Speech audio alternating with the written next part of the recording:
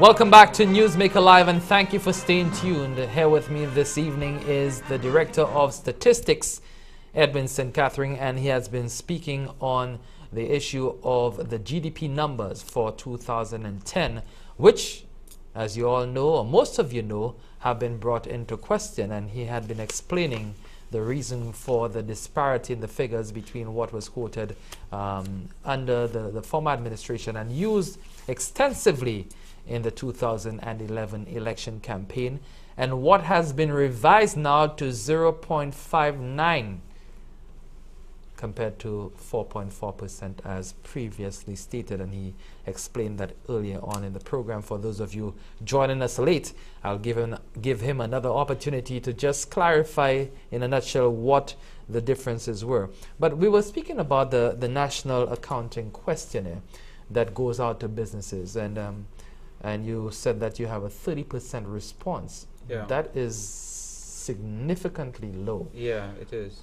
That questionnaire, what sort of questions first are you asking in there? Okay, it's actually not a questionnaire that's easy to complete, and it requires some accounting knowledge, so that the businesses have to take some time of some persons, they're financial people who, can understandably be busy.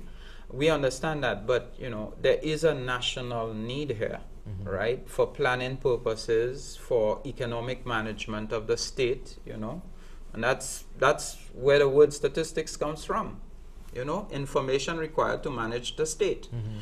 Statistics. Okay, for that purpose, the National Accounts Questionnaire then solicits information on the structure of the business, employees by age and sex, and then it goes into the financial data, inventories, general administration expenses, general selling and administration expenses, if you like, gross profit, net profit, all of the breakdowns that you would normally get in an income statement and in a balance sheet is what you will find there. You will also find, if it's a manufacturing establishment, you will find information on the various types of products and services broken down by what we call a procedure code, right, which allows us to identify specific economic, specific products and services produced by businesses. So all of that information is what we try to collect in that National Accounts Questionnaire. And it is one that requires, some effort to complete. And we have a specialized one for the smaller firms that's a lot easier. For the larger firms, they can more effectively provide that information because they generate more data in their normal process. But normally, the financial year of a firm is different from the financial year, the calendar year that we use to compute the GDP, and some amount of prorating takes place between years and so on. So we normally ask for 2 years of information or more, and especially if we don't get 1 year, at least if we ask for 2 weeks. And we use backup sources where they provide financial information. For example, the National Insurance is another important backup source, right? As a basis for our establishment survey, the National Insurance is an important source. And so data sharing among agencies, especially with the statistical department, is critical. It is very important. Anytime you have a rigidity in the data sharing process, it affects the production of good statistical information. Right? And this is something we are constantly trying to promote to our partners. Now, you talk about sharing, data sharing, and to me, once I hear sharing, I'm thinking of voluntary activity. Yes. Are there laws requiring those agencies and businesses to provide that information to the department? There are laws, and there are fines associated with it.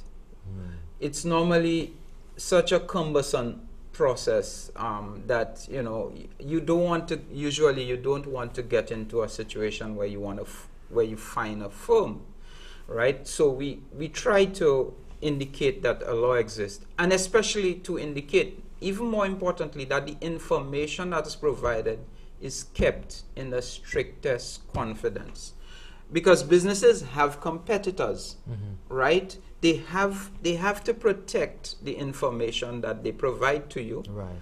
because they don't want their information being seen by their competitors or the wrong people for various reasons. So that is an understandable concern. So we have, and within the law it states, we have an obligation, right? And they can even use that law against us if any individual firm is identified, right, through publication or transfer of information. So we keep that we try as much as we can, okay, to keep that the confidence of the business in us where that is concerned, because it is a critical issue, and we do make every effort to respect that. So, you know, as much as possible, that participation is by businesses in our process is extremely critical. Now, with a 30% response, and you talk about the fines, Yeah. it's mandated by the law that Yeah. you participate. Yes. That means 70% of those that you have approached Yeah. do not participate. Well, when I say 30%, you have to be careful with it, because when I say 30%, I mean 30% of the total number.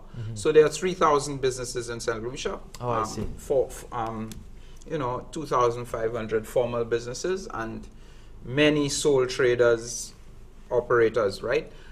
So, so that in terms of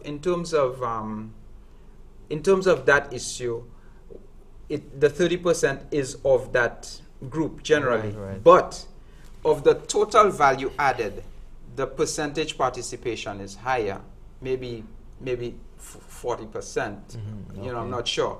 So that in terms of the size of the business, right, we're talking about a bit of a different number, but it's still too low. Right, yes. It's still too low, you know. So this is something we'd like to see, you know, some focus on. And Yeah. you have not fined anybody, you have not fined any businesses to date or in recent time? We have not done that, but we have been tempted to, especially important businesses that are critical to the economic activity in St. Lucia, that are fairly large. You know, those businesses, you know, it's always very disappointing when we do not get information from them. So what we have to do is make assumptions about the characteristic of the business, its size, its financial ratios, for us to come up with, you know, its contribution to GDP. And that is not the ideal situation. Right. But you always must do it. You have to do it in the census. When you don't speak to people, they refuse. Yes. You might have experienced it, Clinton. So, yes, some of it. Right. Yeah. They don't participate. They refuse, or they look through the window, they seize you and they shut the window. We have to find a way of imputing for them. Right? We have to find a way, and there are a lot of techniques available to do that. And but you can never accurately predict impute an individual. You can't. You need the actual information, because there are always going to be nuances about their living situation that no computer program can duplicate. We do things, you know. We might collect information from in this case of the census, from 93% of the population. The remaining 7%, we have to figure a way out to handle that group by, for example, corroborating our information against known sources. Like, for example, the school census that is done by the Ministry of Education every year is a very good source of validation. So we prove that the census gives us exactly what is collected at the school level. And so we are confident, you know, there's validity in the process when you can verify it against data sources that are especially administrative and good. Yeah. Great. Now, I want to get into another issue, but Yeah. before I go into that, Yeah. I would rather take a break because it might take a little while. Okay. The questioning of the unemployment figures, Okay. there was a logic applied Right. to the variation in the numbers. You know, Right. the 4.4 compared to 0.59. Yeah. So, you know, the logic was if you were wrong on this, Right. you must have been wrong on the unemployment figures, which you quoted Okay. at like over 21% Yeah. in the last few years. So let's take a quick break. When we come back, we will pose that question to Mr. Edwin St. Catherine, the Director of Statistics. Why were you wrong on the GDP numbers and right on unemployment figures? We'll be right back with Newsmaker Live. Stay tuned.